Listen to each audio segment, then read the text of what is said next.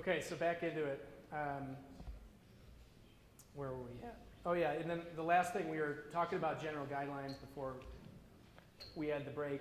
One of the other things is this is still an open for discussion whether or not kids can be part of two different games at once. Definitely open discussion from a competitive level. Probably not the greatest idea, but as we found out what the time commitments are and what the expectations are for practice, et cetera, we're going to be opening up that conversation again. So what a lot of people ask me about over the course of the break, what people want to figure out for IT and equipment. We sent out some surveys with some really specific questions about what your download speed is and what your upload speed is, and what your infrastructure looks like in your computer labs from a very, very technical perspective. I know there's a lot of non-tech folks here, so we're going to keep it relatively high level here when we talk about technology required. Just basically, what are the systems that you need in place that everyone would come to understand? So when you're playing video games at a competitive level, and you've got everyone in the same room or whatever, the important thing is that everybody needs a computer or a laptop. We're going to talk a little bit about, I know some of you have Macs that you provide for each student. From a gaming perspective, Macs are definitely not designed to be for gaming. I know some of the games, like League of Legends, allow you to play on Macs. Some of the other ones, like Dota 2, for example, I don't believe has a Mac client at all. So you wouldn't be able to play those games. So, what if you like boot camp? yeah, you can do that. Yep. Yeah, if you did that and you had a video card that was capable, you could totally do that. Yeah, 100%. But yeah, so just basic Mac machines typically running OS X will not be able to play these games for the most part.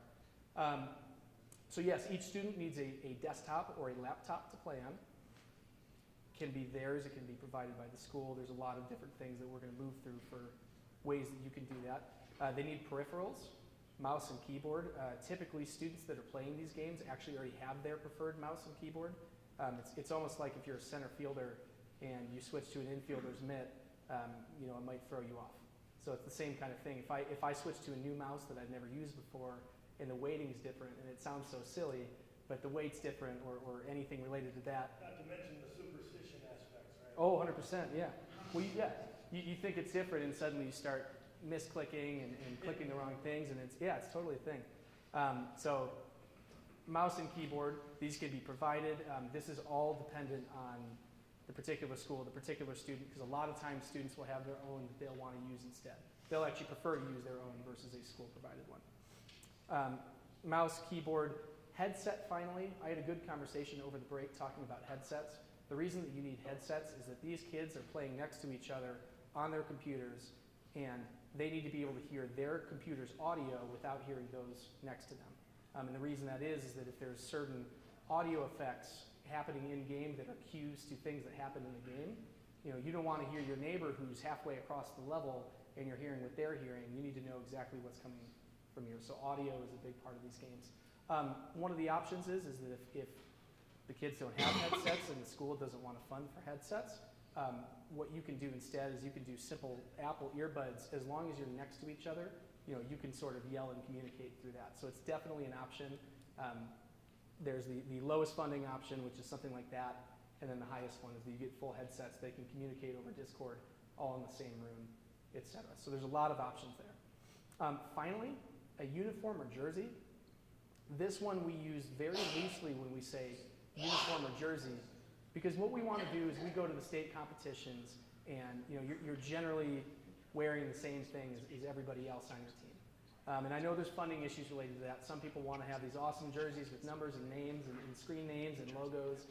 And we want that, and that's really nice. But if you don't have the capability to do that, or that's kind of something that's auxiliary to the funding process for you, it could be as simple as, hey, we're all going to wear a plain red shirt when we go to the state championship.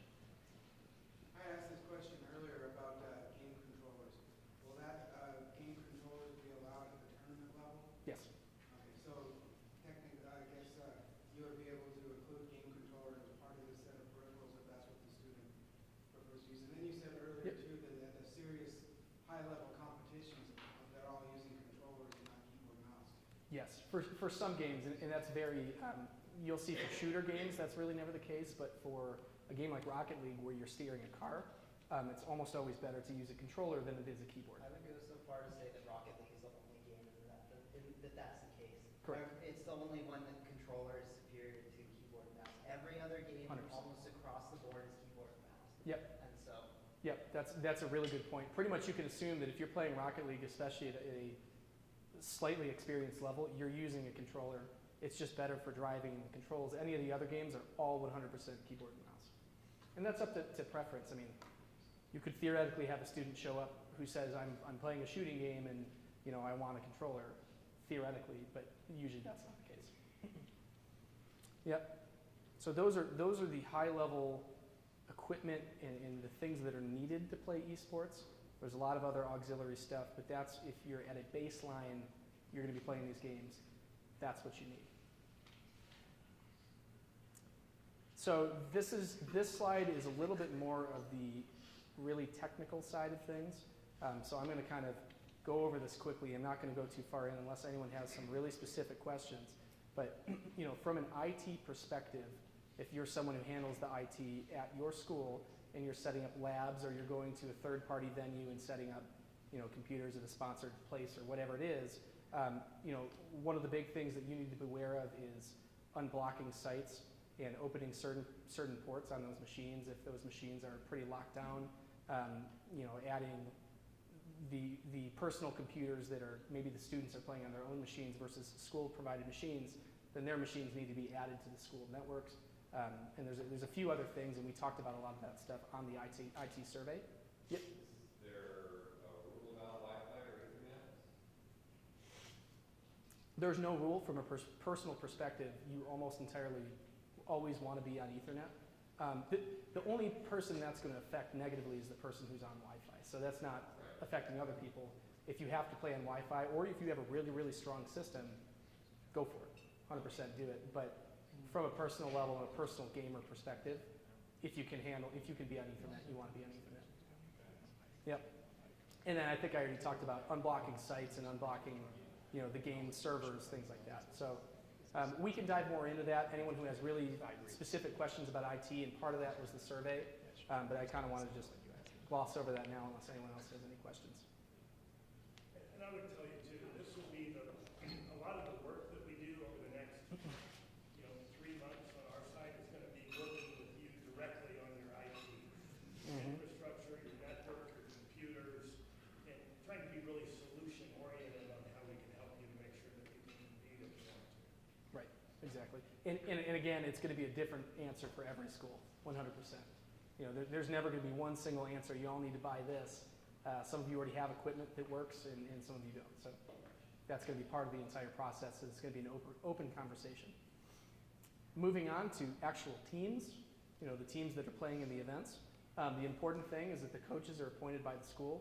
We've already talked about what we wanted a coach, someone who's willing to lead and help handle disputes and be organized and be energetic about it, and that's it. Teams are registered by the coach on our platform. They then invite the students that are going to be participating. The team captains, and each team has to have one or multiple captains, are assigned either by the coach if they would like to and they know a lot about the games, or maybe you would put it up to a vote for some of the coaches that aren't aware in figuring out who the kids think are the most skilled or the most organized when it comes to that. And then finally, one of the important things, we've talked about Discord, which is the app that we want to use for communication. We're going to have our own separate Discord for the NMAA and to explain all the scheduling and any disputes and any problems. We would also like that each school has their own Discord server set up, really simple to set up, it takes 2 minutes, that they can then go and communicate on themselves, keep their communications local to the school pretty much.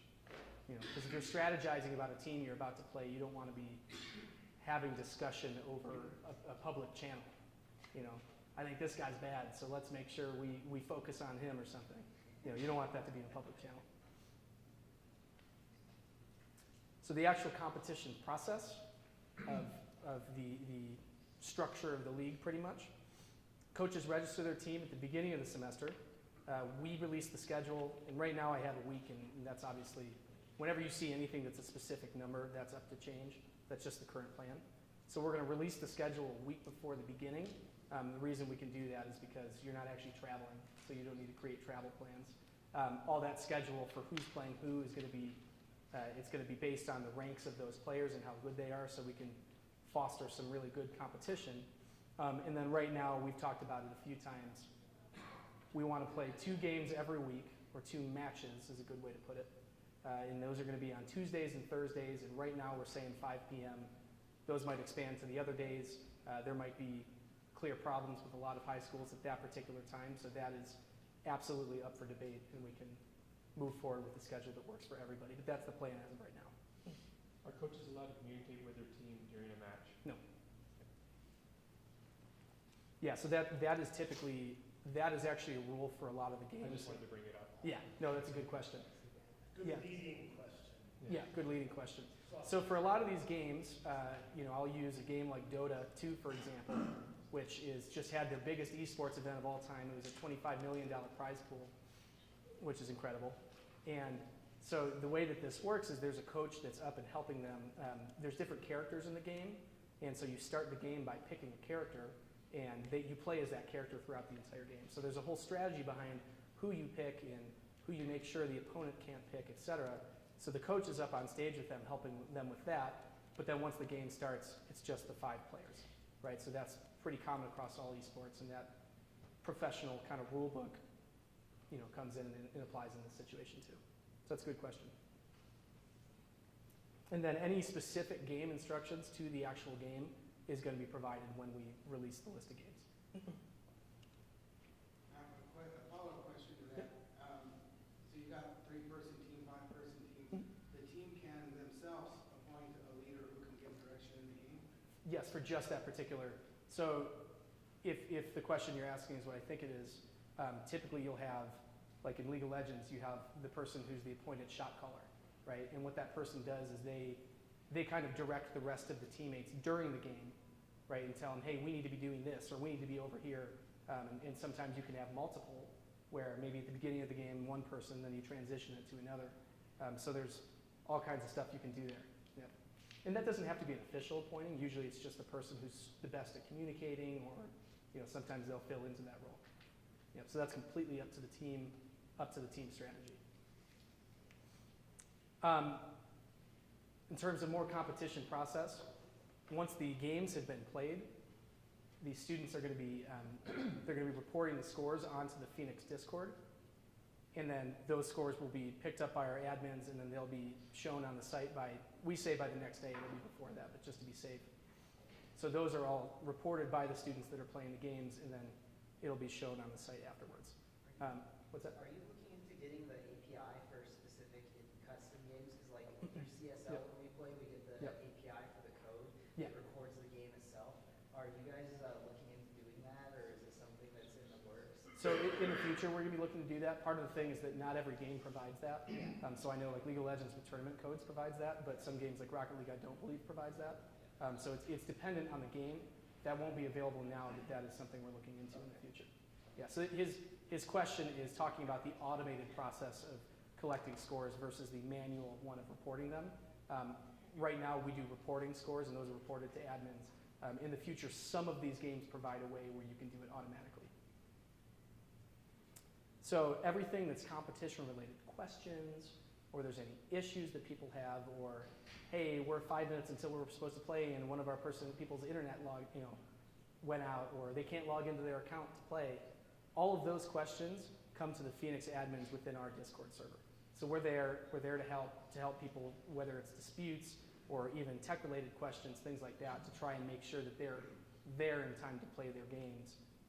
And sometimes that can't happen, and sometimes internet goes down, and we've got rules that we're going to talk about later for those particular situations. That's what I was curious. Yep. So, for example, if you've got like NDA, LCS, they've got a tech issue, Yep. you pause the game. Yes. Do we have that ability at all in case, let's say that we have lightning storm, Yep. power outage, everybody loses internet? For 5 minutes, This yeah. is for we contact, hey, can we pause the game, or what's the process for that? So you pause it, but you can, like League of Legends with tournament draft mode allows you to put a pause on it. You can pause and you have up to 30 minutes pause time. Other games like Rocket League do not have a pause function. So the answer to that is completely dependent on per game. With our rule book that we release, it's going to go really far into detail of what happens.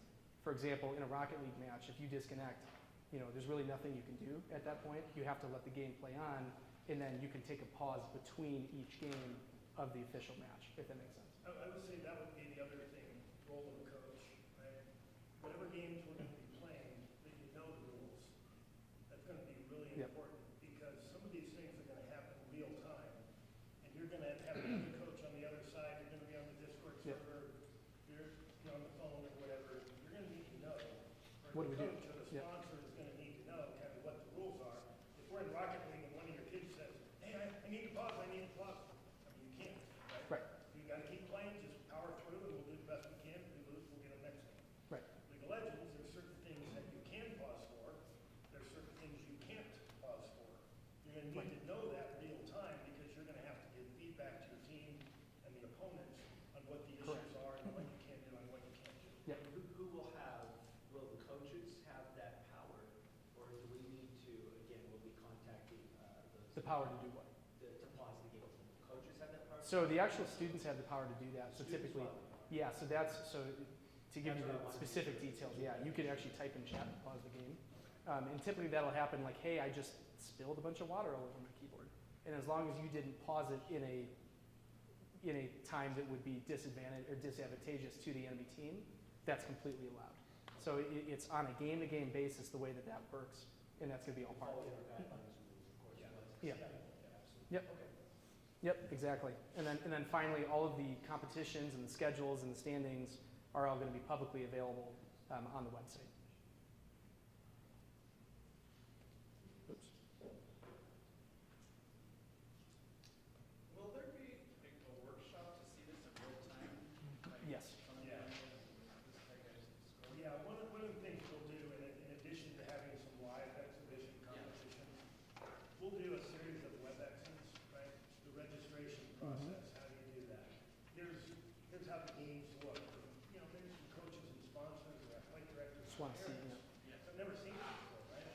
So we'll do some online types of things, WebEx or GoToMeeting that you can have a mass login and Andrew or somebody like Andrew will give you a presentation and walk you through those things. So Yep. one of the notes I took myself, and we actually talked about it both with NMAA and Andrew and I have, talked about, we'll get you guys a calendar of when you can expect it. And then for real documentation, through our official guidebook, that all will be noted too. If you have an issue with you need help or something, where can we go on the Discord? What exact channel can we use to, ask the admins for help or something? So that's going to be well documented, and then we will also do some demonstrations. Yeah.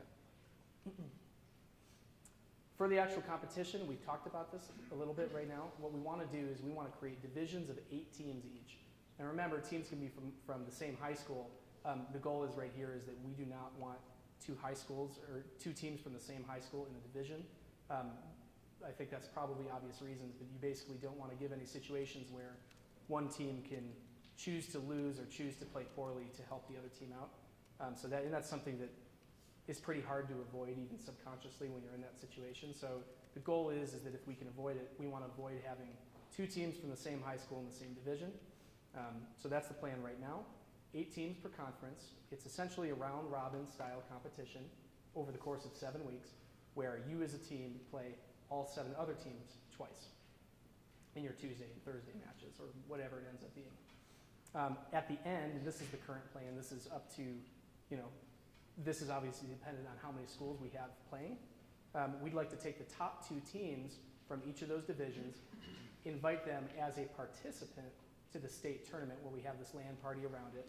In the LAN party, we open up to all the competitors in general, but the actual participation in the state tournament, we open up to the top 2 teams for each of these. And if we have less schools, we might say we want the top 4 teams, or if we have a ton of schools, we might say we want the top 1 team of each. That's just, so it's totally up to how many teams that we have involved. And then that tournament will be a LAN gaming event. People can come and they can set up their computer and play video games with their friends. And then there's going to have a tournament, live up on the big screen, and I'll show some images later of what that looks like, live on the big screen where the students go on stage and they play their matches, and it's all commentated over, and they've got the big screens, and everyone can watch from the stands. So that's what the actual tournament's going to look like. And then finally, we're going to surround that event with like a trade show where the NVIDIAs come in and they give away graphics cards and give away, headphones or whatever it is, and come show off their products, etc. Right? So it's kind of this gaming ecosystem where everyone involved in gaming gets to come in and have fun and have an inclusive experience. This is what it looks like, and we're going to quickly go over the slide. Round robin tournament on the left, essentially, which represents the regular league season, and then you have a tournament on the right side, which is your actual state tournament. So for the NMAA, the way that we're going to do the seasons and the schedules, we've talked about this already, but we want to do, as of right now, if possible, we want to do 2 seasons, one in the fall, one in the spring, from a year-to-year basis. And I know it's still up for discussion because right now, these activities, and Dusty, you'd be able to explain more, but they're only approved for 1 season, correct? Correct, yeah. Right now, as we've talked about quite a bit, just January to April, February to April, kind of that time frame. But in the future, depending on how things go, we may expand. We may try and make it almost a year-long sport like we have with golf and tennis. It'd still be classified as an activity, but where it could potentially be a 2-semester format. So again, right now though, it's just the spring semester this coming school year with the idea that it could change moving forward. Yep. I have a question along those lines. And again, if we do it as all year round, I guess it doesn't make a difference. But I know for like football or soccer, they can't officially practice until a specific date. Does that make sense? By NBA rules. Will we have any restrictions on our teams? Right now, as an activity, there would be no restrictions because we don't have out-of-season coaching rules for activities. But something, again, probably to consider and talk about as a group to see what's best for esports. Well, and that's the big thing too, is that the people who are into esports really love esports. So that's kind of finding the balance too of, making sure these kids aren't after school practicing for 5 hours straight and then they don't get their homework done, right? So that's kind of a lever that you get to pull at the school level and even on a per student basis. So for the first season, and this is what we have right now, this is obviously the dates are subject to change. Because the regular season is 7 weeks long, we have it starting at the very beginning of February, actual games start, and then they play through the end of March. And then April 20th, I think you said, somewhere around there. 27th, last weekend of April is when we have the state tournament. So there's some time to prepare and practice before that state tournament, and then everyone gets to come and we get to have a great competition. So that's the plan right now. And we have year 2 and beyond. Again, this is where we would like to, if possible, 2 seasons, one same length that we have for that first season. You'd have one in the fall, one in the spring, if it should get approved, because there's no weather or geographical reasons why you can't have that for esports. And then the other thing we want to do is have more of these LAN events and parties, not just for the state tournament, but we can have one that's right in the Albuquerque area, and we invite the nearest schools who want to come, and they can come play games and have a real inclusive environment. So that's the plan. Back to competitions. This is what we're going to provide. All the standards around competitions, what you're allowed to do, even standards of how you need to act, how you need to treat other players, inclusiveness, and obviously this comes in with the gender issues and things like that. Making sure everyone feels included, like they want people to be there. So we're going to be releasing that specifically. And some of that's part of the NMAA, but just bringing that all into our platform. The rule book has very, very, very specific rules about how each game is meant to be played. How do you set up the game lobbies, and who needs to be on the red team versus the blue team. And so all of those really, really specific rules, basically if there's any issues, you can go back to and find that issue in the rule book. So we're going to be releasing that. All the registration and the bracket management and the competition management and the profiles is all going to be through our platform. And then this one we talked about, and I need to reword this. I have it say prizes for competition winners. I know, especially with activities at the state level, that there's some issues with prizing and things like that. And I think that what the agreement we've come to is something like a scholarship to go back to the school to go have them build a top-of-the-line gaming lab, right? So that would be an example. If you're a state winner, maybe we would give a scholarship back to the school. They can go and they can build their lab and help grow their platform. So those are more the things we're looking into. So it's not individual prizes, it's for the whole school? We would like to give out trophies though, which, Trophies. which aren't prizes yet. Yeah. Yeah, because I know there's a lot of rules around individual prizes and things like that, and we need to be aware of all those. So I think right now what the thought is to make sure that everyone feels involved and feels like they've gotten something good, give it back to the school that won, and they can spend it on some technology pretty much. Yeah. So that's just what we're thinking about right now. The weekly competition streamed on the internet, Twitch TV, and YouTube. We're still in discussions of whether we want to make sure we're streaming every single game that's played, if it's just the varsity, if it's just the top level games. That's all competition, but the thought is that if you're involved with this, you're going to have your name out there and people will be able to see you live on Twitch TV. And then finally, we talk about the exposure. That's sort of when it comes to the streaming and the students are on Twitch or YouTube, potential opportunities for if you're going to become part of an esports program, or if you're getting involved with a college, you can say, hey, I was a top competitor at my school in the NMAA esports. This was my name. You can see my videos on Twitch TV. So it's really, really, really beneficial for students. Talking about a lot of the little tiny logistics and implementation. One of the first ones, and finally we can get back to Allied Esports. Allied Esports is the company that we're going to be partnering with to actually handle these LAN parties. So these are the people that can implement all of the network switches, that can implement all the wiring and the power. And although they have their own venues, which it's probably hard to see on there, their 4 venues that they have currently built up are the 4 Blue Stars.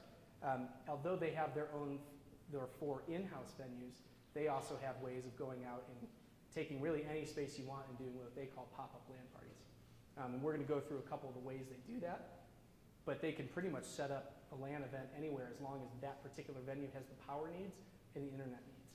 So some of those could be hotel conference centers, or general event space, or even stadiums. And there's definitely a lot of opportunities there that they can set that up for us. One of the other cool things they have is it's a semi-truck called Big Betty. And this thing, they can drive it around and set up literally on a field somewhere an entire esports venue with a stage, with a caster's booth for the shoutcasters that commentate over the game, with seating, and they can do it anywhere. They can do it on a field if they want. I think I have a picture. It's after this one. So this is one of their venues. It's the new one in Las Vegas. It's in the Luxor. It's called Esports Arena Las Vegas. And they run events pretty much every single day of the week where people are coming in. You can see right here, here's the stage that the competitors play on. These are what the screens look like, so people who are in the crowd can sit and watch. There's some stands right here. And then you can see right here, there's tables with people playing video games down here, and from the back it might be pretty difficult for you to see. But that's where we open up this LAN party to anyone who competes in the NMAA league. You can come, you can bring your computer, and you play video games with your friends. So you come there, and then when it's time for your match, you leave your computer, you walk up, and we provide all the computers that are up here. You walk up here and you play on the big screen, and you got people in the crowd watching, and it's the real experience. So when you provide so for the state tournament, this is something you would provide? Yes. Okay. But what exactly do you mean by that? For the state tournament, would you be providing workstations and all the networking, or is that something that we have to? All the networking, yes. The workstations, the current plan is no. Everything that's on stage we provide. Okay. But what the idea is, and it's common, it's called a BYOC, which is bring your own computer. Yep. Yeah, tournament. Okay. People would come and bring their own machines, or the school machines, or whatever it is, because they're playing games outside of the actual. Yep. Yeah, exactly. So this is Big Betty. This is a truck that they set up esports events with. They can drive it around the country. They've got their VIP lounge right here. They've got a booth where the shoutcasters can sit at and watch over the game. They set up the entire stage here with all the chairs and all the gaming machines, and it all pops out of that truck, right? So that's another thing that Allied Esports provides, and you can do it anywhere. You can do it on an open field outside. In terms of marketing and execution, one of the big things is we've talked about. Most of you guys know that the students who are involved in this and who are trying to get involved, they already know about this. They know about esports. They know that we're sanctioning esports and allowing it to be played at a school level. So that's not really the group of people that we're looking to market towards.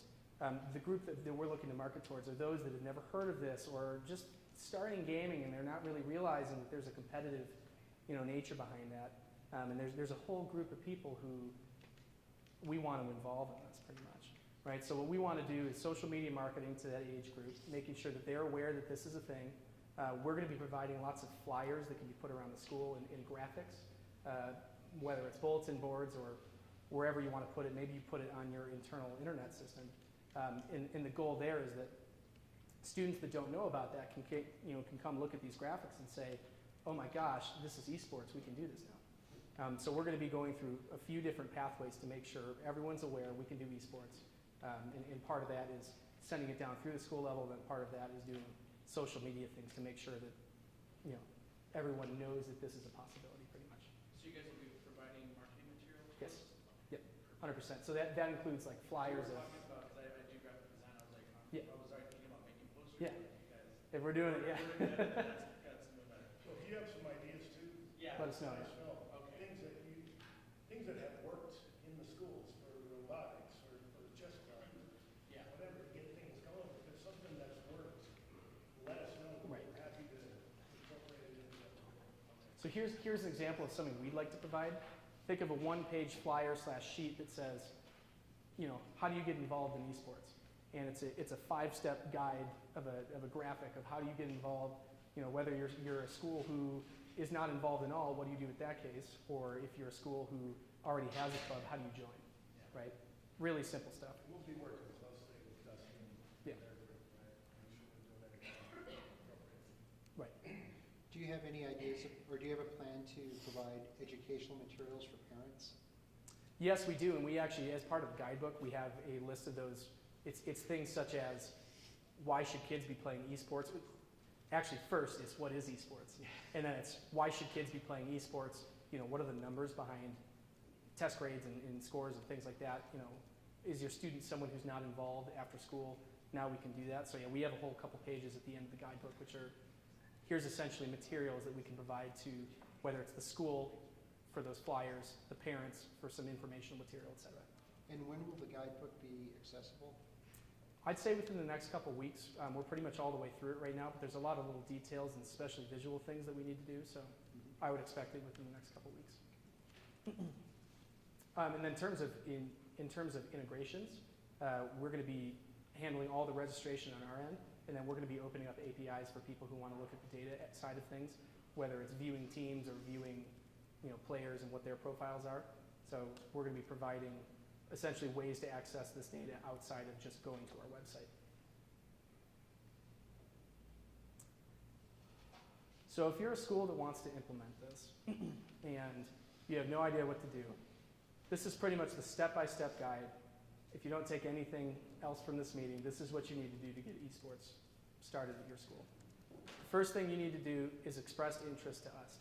And we've been talking about it. We're going to be sending out communications saying, hey, this is how you express interest to us, whether here's the step, either you're someone who does not have a gaming club or entity within your school, or we have a very well-developed gaming entity that wants to be joining. All that information, is something that you would provide. And then we have you on record. Now we're going to be throwing these tournaments, inviting your kids to come play in them online. And then that's how we're going to get started with the actual registration process. Then at the point where you've decided you want to create a team, the coach needs to go register the team on the site and then invite all the students. And it'll include fields like what are your screen names, right? So how do we know, what's your league screen name or what's your Rocket League name or et cetera. After that, we provide the information packet that includes full rule book, full guidebook, anything competition schedule later on, and then any of our contact information for anything you need. Right, so we're going to be providing that, and some of those have different dates. The guidebook's going to be almost immediately. The schedule will be later on once everyone's registered. Will there be a space for assistant coaches or IT coordinator to also register Yes. on that side of the team? Yep, 100%. Yep. Yeah, you don't have to be a player to be registered in the system. Do they have to pay the $50? Nope. Just the IT guys. Just the IT guys, yeah. That's true, I like that. We'll amend that. So then we have regular contact through Discord and through especially email back to the directors who don't even know what Discord is. we're going to be sending a lot of communications about whether it's scheduling, whether it's things that need to be done, et cetera. So we're going to be handling that constant day-to-day and week-to-week communication. And then finally, once everything's ready, we provide the entire schedule, competition, et cetera. Sort of talked about this in terms of New Mexico. If you saw in the map, Allied Esports doesn't have any venues in New Mexico. That's where we've started talking about their ability to go and set up these pop-up LAN parties. Good spaces for that are typically conference areas or event spaces, hotels, and really the only thing that you need power, a good power setup, and then internet. And there's a certain amount of bandwidth that you'd need to have that many machines on it, but those are the two things you need. So if you find an event space that is capable of those things, they're able to go there and do a setup for a LAN party and bring students in to come play video games. What does that cost? What's that? What would that cost for us, for schools to participate? Do you have a So that's going to be totally dependent on the event. Those are like if we're talking about events for one-off LAN parties and things like that. For today, the state tournaments, we're going to absorb that cost. Oh, that's what you were asking. Yeah. Well, also, but it sounds like you're talking about that they could set up just pop-up LAN parties, and that's something that might happen other than the state tournament, or am I Eventually, That's probably not correct. this year, but eventually we'd love to do a LAN party every month. Right. Do it in conjunction with the football state tournament or the basketball state tournament. And that's one of the things when you're kind of in a venue where you're doing the LAN parties, the sports competitive games and esports games, they might be fun to do, right, as an alternative. Right.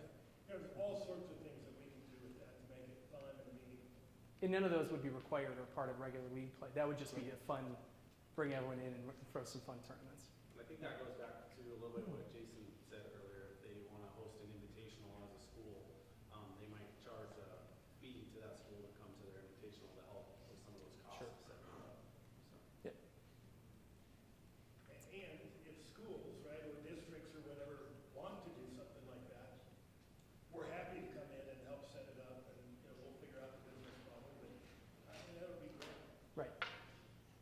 And the other thing that Allied does too is they provide a lot of the things that you wouldn't really think about, which is the on-the-floor managers who are making sure that the networks are set up correctly, and the shoutcasting talent for, we're having a state tournament in that particular case, and who's the commentator who's going to be commentating over all the games. So they have access to all those resources, and they provide that. They manage it. At this section, I think we actually went through a lot of the frequently asked questions before. I've got a few questions here, and maybe a few of them we haven't had a chance to get to, so I just want to pull up a few of the questions that I had seen and make sure that those are answered. Phoenix providing IT support. So that's a big thing. A lot of you have your own IT, whether it's through your school district, whether it's through the school itself, et cetera. We're going to be looking to partner with an IT company that at a statewide level will be able to come in and do the same internet setups and build computers for you, and really all the stuff that you don't know whether or not you'll be able to do, they could go install all that stuff for you. So that's going to be an option for a lot of schools who maybe you don't have a dedicated IT staff at your particular school, et cetera. We're going to be opening this up so that there's one particular person or group that you could go to who will be able to install that, and they know the same specs and they know exactly what needs to happen. So beyond that, IT support also goes to a lot of the online chat and things like that. We're going to be providing that as well. We talked about this one. Will our existing equipment be sufficient? This is totally on a school-to-school basis. I've talked to a few folks who said that they give out MacBooks to all their students, and for the most part for gaming, those MacBooks might not be sufficient for the games we're trying to play, or in some cases the games don't even support Mac, which is a possibility. Some of you, if you run either Photoshop labs or video editing classes or anything like that, you might find that the equipment you have completely works already. So this is completely dependent on every single school, what you need. There's many options. We've talked about everywhere from we're setting up gaming labs for students to come in and play games to there's a third-party sponsor company that we want to go to who's going to allow us to set up some computers there and help us out with that, and they'll go be playing there, to, something, the worst case scenario, and this is something that I think we're trying to avoid, but if it needs to happen, is the students can play from home too, right? So it completely is depending on what school you are, what your funding looks like, really what you want to do, and we can help solution that for each and every single one of you. I just want to add to that too. Well, he mentioned, a student possibly playing from their own home. We want to try and avoid that at all costs. I think the whole point of bringing esports under the MMA umbrella was to get it in the school, Exactly. school setting, so it is truly an education-based activity. Now we'll look at things on case by case, especially this first year, to see if we need to make some exceptions here and there. But I think the end goal is to make sure that this is something where 5 kids are getting together on one computer lab at the school or at some sort of location. Yeah, and that's the thing. And another possibility is to make sure they're getting together. And this is just total worst case scenario. You can even have them all get together at one of their houses. It's not something you want to do, but that's just an example. Every cost, we want to make sure these kids are together, playing video games together in the same room, communicating, strategizing, not over the internet. Right? We want to bring them all together. Would we have to, let's say, for instance, this Tuesday, there's no school that day. Yeah. We'd have to communicate with you guys, let you know that part of our schedule is there's no school this day, we probably have to have like a backup location. Yes, and I think for the most part, and those who work in it would be able to tell me more, but those schedules are generally available from the beginning of the school year. Yeah, so that would be something we would definitely plan around, is making sure that for days that there's no school, obviously sports can't be played or activities can't be played. So that is something that actually, if you could give us access to those calendars for the school year, we can plan around that from the very beginning. Yeah, because then we don't have to be scrambling when the time gets closer. How will cheating be dealt with? In cheating, I use cheating here, but we've talked about students having integrity and playing honestly and having good conduct and making sure you're not saying things you shouldn't be saying. So it really applies to just about everything. Cheating itself, absolute zero tolerance for it. Like I said, esports is derived on trust. Knowing that the person you're playing against is really the person you're playing if you're not in the same room with them. For some of the games, there's programs you can download and run on your machine that gives you advantages. And that stuff is just completely zero tolerance for it, because if you're willing to do that, you kind of lose trust in the system, right? We have no way of knowing whether or not you're using those programs on a day-to-day basis, right? And there's review processes, and you can generally tell when someone is. But anyone who cheats, or we found out, is trying to alter the game through programs and otherwise zero tolerance. And we can talk about, through the NMAA, what those bans look like, whether it's you're banned for a season or you're banned for a couple weeks, etc. And that's all to be decided. But just our policy on it is we don't accept it in any way. How do I, as a coach who doesn't play the game, know if one of my players is cheating? That's a great question. As a coach, you probably don't. And if you're a student, you're generally trying to hide it. If you're on a team with other students and you find out one of you is cheating, typically the other students don't want to be brought into that. They want to play the game honestly and legitimately. So if the other students know, they'll probably either tell you or say something to that person. And if it's someone who, totally secretly is cheating, generally from the game-to-game basis, it's pretty clear when someone's cheating. All these replays are available. We've got a team of people who knows the games really, really well and is able to go and look over them. So if it gets to the point where a student is reporting an exact other person saying 100%, we just played against these people and we think they're cheating, that's when we trigger the review process on our side and start to go through the footage. Yeah. So, Sally said there's no officials, right? There's no officials there, but there are officials. Right. Reviewing the games and for appeal purposes and things like that. And then we'll coordinate with Dusty and the NMAA on, sanctions and those types of things.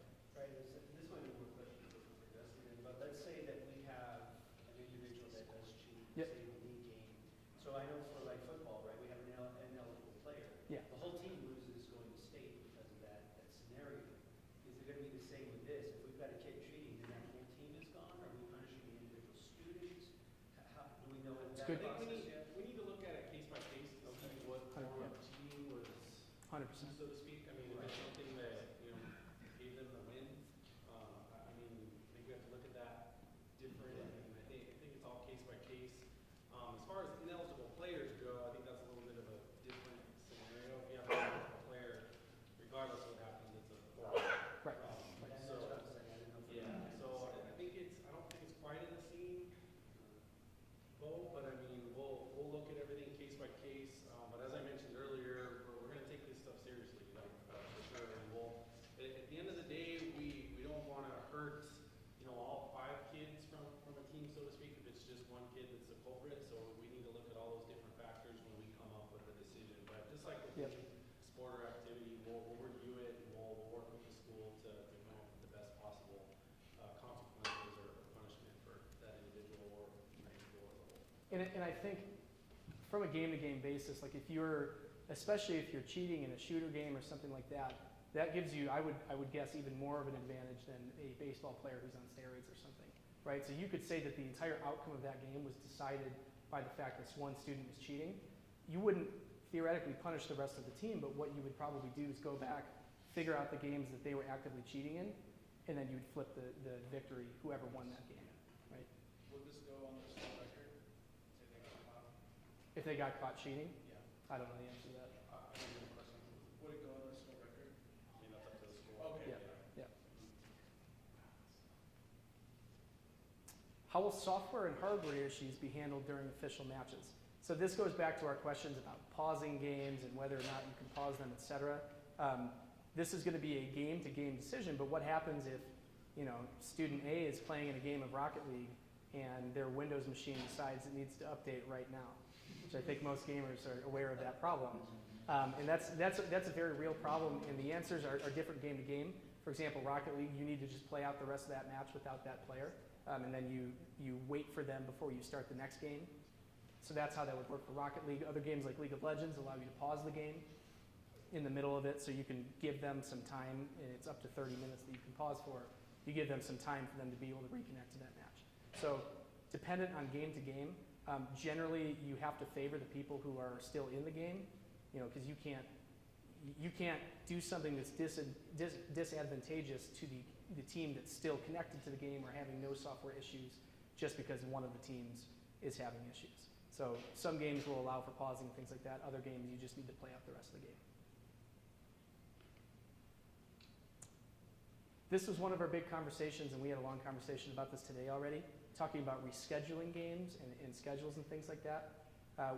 We're going to get the school schedules, and we're going to figure out kind of, in general, when are other sports schedules to make sure that we can, you know, fit this in for everybody on a day-to-day basis. If Timmy's mom says, hey, you got to come home and do your homework, and then the sub Jimmy's mom says, you know, you got to come home and meet your aunt or something, you know, we can't stop games or reschedule them because of those specific problems. So one-off situations like an entire area loses power, you know, it's kind of like a game of baseball. We can do a rain delay, something like that. But in general, we're going to try not to reschedule games whenever possible. This puts the season, puts it right in the middle of, a lot of us will have spring break in the middle of Yep. the season. Will we be able to request not to play for a week? Yeah, 100%. Yeah, because a lot of students are going to be gone. And that's kind of when I want to see the school schedule. We have a big season window to get the 7 or the 14. Correct. Competitions in, so we'll be able to.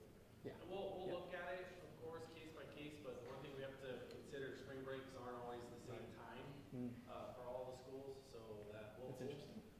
you know, we'll handle that as best we can. We know you prefer not to be participating during spring break, but there might be a situation where, you know, one school in a division is on spring break for 4 consecutive weeks, then, I mean, how do we handle that? So we'll Right. look at that, but yeah, as Yeah. long as we have the calendars for Good point. each school well in advance, then we can hopefully address those situations as they come. Along those lines, and this might be also for maybe some of the smaller schools, let's say you got kids we're talking about that compete in different competitions. So we Yeah. got kids who again Rocket League, because we only have 5 players. Right. All games, will they all be at the same time though? So if kid Yeah. needs to play his league competition and then switch over to Rocket League, is it they all start at 5 o'clock or that's what I'm saying? Yeah, so I think the ideal way that we would handle that is in that situation, you'd have the Rocket League game starts at 4:15 and the League of Legends game starts at 5, just for example. Oh, right? So that's something that we're aware of. If we're going and saying, hey, it's totally fine that students are playing on multiple games at the same time, there's no way we can do that and also have them all start at the same time. And I don't think it'll happen often, but maybe for some Could, smaller yeah, schools 100% could. where you have a smaller pool, and so, hey, this is all we You got. need- guys yes. wanna try this? No, that's a good question. So, a question probably for Dusty. Will it be a rule that the players have to play on campus, or will that just be a desire?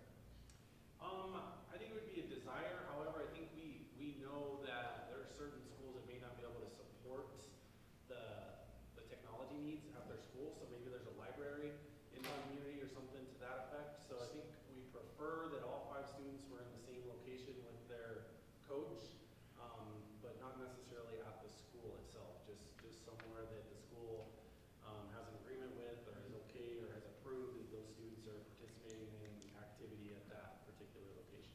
So would it be allowed if, like say during spring break or something, 4 of my teammates are in one facility, 1 teammate's in Boston traveling, but they have access to a computer? Would they be allowed to compete, or would they not be allowed to compete? I think ideally we would say no and hope that you could have a substitute to be that 5th person. But again, I think we really need to kind of treat this first year a little differently as we navigate through the season, and if we have to make exceptions here and there, then we'll consider that. And I think that's the beautiful thing about esports is that if we do choose to consider that, there's less limitations than regular sports if that's what we choose to do. So that's a good question. Are there any restraints on streaming and recording games to Facebook or Twitch? So all of the games that we're going to be working with, it's in their licensing agreements, et cetera, that you're allowed to stream your play. So that's a requirement for us. If there's something that's not allowed to be streamed on a day-to-day basis, we're not going to play it. But you're not talking necessarily about live streaming, given what you referenced to live strategy, right? What's your question? This would allow that legally, but you had previously referenced not wanting to do live streaming because of the strategy base of some of those games. No, correct. So what I'm talking about is when you stream those games, you put the delay on it. So the delay is completely fine as long as there's no giving away strategic whatever. Yeah. So I think this is more like, we've already played and competed in our match, and let's say that Oriante wants to post our match on the Oriante link, the Oriante YouTube page for other students in class. Exactly.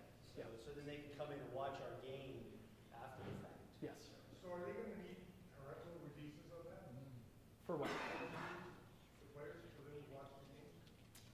You could identify as a student, I would strongly recommend it. Yeah. So what to do exactly what? What exactly? So you're saying you're putting it on Facebook so that you can watch it? Yeah. So you're watching, but you're just watching the in-game footage. You're not watching the individual student? No. You're watching the video game So footage. you don't know what it is? You have no idea Okay. unless you knew their screen name and Right. personally. That's the only way. There's no like face cam, so you wouldn't be seeing players' faces. Yeah. So that's a really good question. You're right, yeah. You have that sort of- Yeah. Although we probably would want to look at doing that for state tournament. Oh, 100% for the state tournaments, and that's part of the LAN parties. There's going to need to be, parental signatures and things like that to even show up at it. So yeah. So that's it for FAQs. If any of you have any more questions, feel free to let me know. The last thing I really want to talk about is the process between now and January. January is when, January or February, depending on the whole issue with spring break and all that, is when we're going to be starting. But what happens now pretty much, as we're setting up for this, we're getting kids interested, we're expressing our interest. So the important thing is we're going to be sending out communications. We want to know from you if you plan on playing. You plan on playing, what does your club look like? How many people? What games do they like to play? One of the important things is part of the process of us still picking games. We might find out that one of the clubs has 6 or 7 Dota players, right? And another, a bunch of the other clubs have a bunch of people that are really into a particular game, right? So if they're into that game and they're spending their time, we don't want to shoehorn them into other games. We want to pick what's best for the students and what they're already playing. So that's the process. We need to know, do you want to play? What do your students like to play? What do your meetings look like? And there'll be a series of communications we're going to send out so we can figure out who's interested and what you guys want out of it. In December, once we've gotten all that material back, we're going to go and we're going to say, hey, these are the official games that you can actually register for, and that's when you'll register your teams on the platform. And that's part of it. I said right here I have team registration to open at the beginning of 2019. I would expect that actually happens in December. We're also opening the IT support, and that's what I was talking about, having a company who installs these systems and knows the desktops and knows the hardware to come in and be able to consult with. So we're going to be opening that up to the schools who need the help with that. And then finally, we want to open up a series of free LAN tournaments, ideally in at least online tournaments that kids can play in for all these various video games where they can come and learn what it's like to play at the competitive level and figure out everything involved with that. So that's pretty much everything we want to do for that. Anyone have any questions on that? No? I have a question. Do you want us to ask any general questions now as well? Please. Okay, so how are you guys going to provide information to the coaches of actual coaching, like to teach all of the people here who want to learn how to teach the players how to be better players in the game? Do you guys have resources for that, or? We don't have it set up right now. I think you are a coach, so yeah. Well, I was going to say that the university, we have a bunch of people who want to help you guys out with teaching you guys how to learn and teach the players how to play the games. Yeah. So what he's asking, he's not talking about the school level coaches.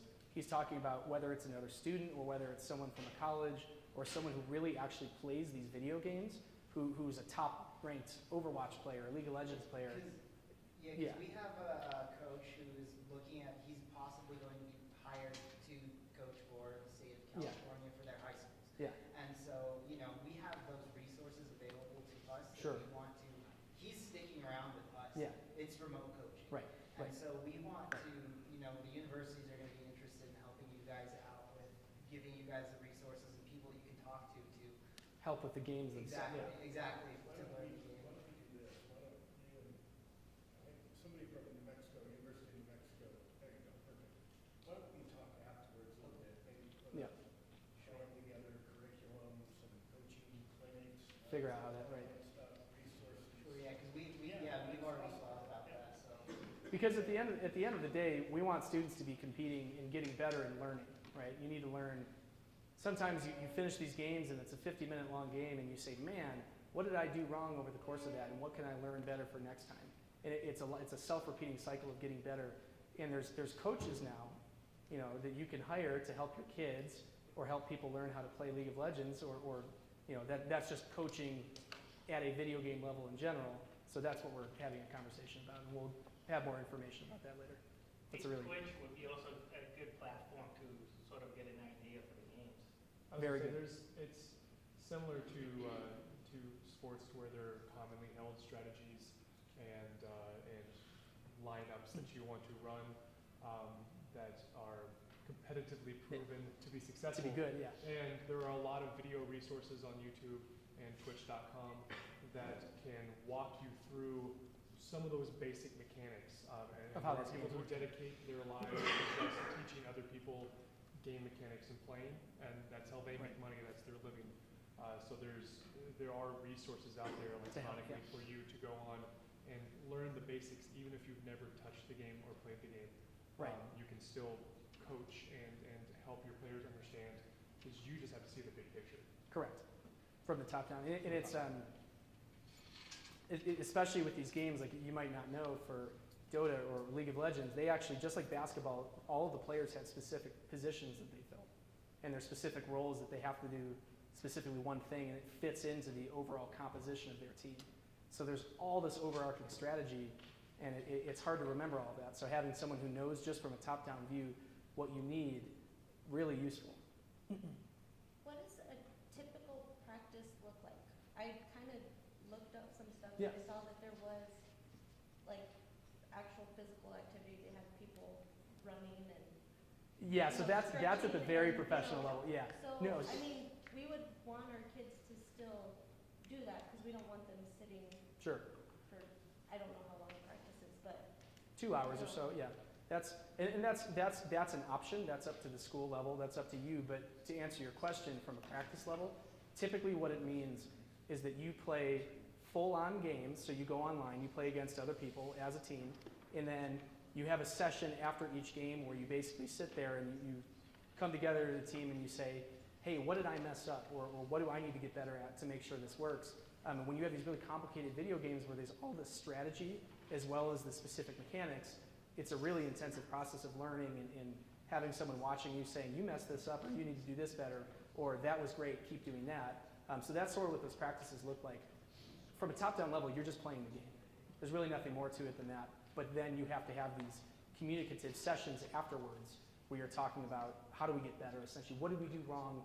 Why are we worse than these guys? What are they doing that we're not, pretty much? I would also encourage those of us that are maybe a little bit older school and just learning esports, right? ESPN, Turner, they televise now a lot of competitions. TNT has a weekly competition for esports that they televise. They have studio shows where they have the commentators, just like they do for on ESPN or NFL Sunday or CBS NFL Today, all that stuff. And they got people talking about the players, strategies, how do you approach stuff. So if you do want to learn it, there's a lot of resources out there now to help you learn it. Twitch is the channel internationally. It is the channel for esports competition, and it's an entire. It's not just a channel; it's an entire network of channels where there's hundreds of channels. We'll have our own NMAA, ePreps, or whatever we're branded as. We'll have our own channel, right? We'll have the own competitions. We'll be able to do multiple competitions simultaneously through that channel, so you can follow your school or your district, your conference, whatever it might be. So there's lots of ways to do it. Again, we're here to help. If you have questions, if you have concerns, I would like to say it's been really great. Those of you who have some experience in this, you guys have been great. You know, really the leadership and the commentary and the experiences and the anecdotes and things like that. There's a handful of guys in here and gals that have really helped make this a success. I think for all from my perspective anyway. But we're really here, and I know I've been in sports a long time, and although you compete like crazy on the field or on the computer screen or whatever, off court or off field, it's a very fraternal industry, and you guys know this because you're all involved in sports today. I don't think there's anybody in here who wouldn't want to help you, wouldn't want you to be successful. The guys from the universities really gracious of you guys to come and really welcome to have you here and part of this ecosystem, and anything that we can do to help each other, or we can do to help you guys, and we can integrate you into our stuff, I think that's awesome. But this is just the beginning. This is just the kickoff. You're going to get, maybe not sick of me, you're going to get sick of Andrew at some point, for sure. Quickly. No. But we'll be here to help every step along the way. And just like here, I think everybody asks some very rudimentary but meaningful questions to you.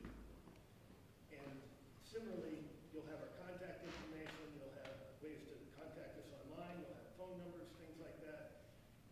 Dusty and Tyler have already been, they've done yeoman's work in getting us to this point. So they're going to continue to be around and be a part of this ecosystem as well. So again, don't leave here thinking, oh, now I've got 3 or 4 months to get back involved. I think just gauging from the interest and the enthusiasm here and kind of on a national level, the sooner you can get going for guys, for schools or districts who don't have programs or don't have clubs or things like that, the sooner you can get going, thinking about it, planning for it. And again, we're here to help every step of that way. So any questions that come up that, oh, geez, what did he say, or I can't read my notes or whatever, we're here. And that's our goal. And we purposely kept our first year manageable from a number of states perspective. We could have done a lot more. We've kept it manageable to 5 or 6 states that we're going to be doing, in essence, the same thing that we're doing with you guys. And so we can give the individual attention that we need to. So. What are the other states that you guys are working with? Arizona has already announced as well. So Arizona and New Mexico, we've actually signed the agreements. There's 3 or 4 other states, western half of the we've got term sheets and we've got verbal approvals. They have their own processes for approval they have to go through, that all the indications are they're gonna work with us. And then we've got 3 or 4 other states kind of ready to go, and would like to go, that we're kind of keeping at arm's distance. Cool. Well, let me know if you have any other questions. Again, this is all an open conversation, and I actually appreciate a lot of the questions that we've received because it's kind of helped us brainstorm on what we need to do and what works for you guys. So keep them coming. Anything you're curious about, anything you want to know how you can get more involved, anything you want to know, please contact us, let us know, and it's going to be an open conversation from here on out. And one of the things we didn't do, we didn't put our contact information on here, but We're we'll gonna get it posted Yeah. on the NMAA website, on the Esports website. We'll create a Phoenix tab or a Phoenix section, and all the contact information will be there, and we'll start to put those processes and how to express an interest in those things. Indeed. I have one last question for Dusty. My AD wants to make sure that I ask, will participants need a physical? That's a great question. Right now, for our bylaws, no. The Because only it's an activity. Okay. The only activities that require a physical are bowling, JROTC, and rodeo. That could change down the road, but right now, it's not our bylaws, so that would not be required. That's a great question. Okay. Well, thank you all for coming. I appreciate listening to me talk for a while. Thank you all.